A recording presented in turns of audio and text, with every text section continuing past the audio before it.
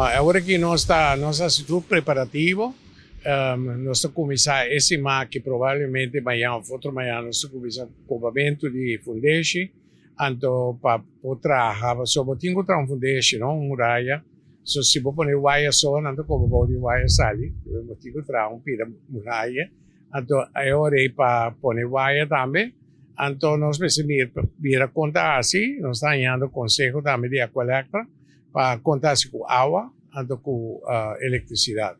Provavelmente nós lo temos com poste, então para eletricidade, já lo temos mira com energia solar, então para cable te banda nada muito custoso.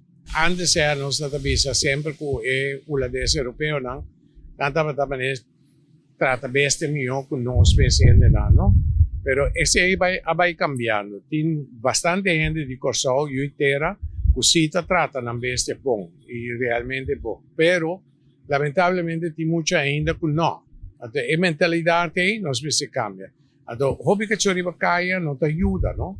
So é muito chiquito talento, mire que cho toda sarampi com flaco riba caia, eta começa a acostumar com isso é algo normal. Então, nós daña a mentalidade assim de muito que está crescendo. Então, perde o full. Então, muito que está perdendo o full e cresce bem grande. Se é que o full não tem para respeitar bestia, mas pouco falta para que assim respeitar a gente.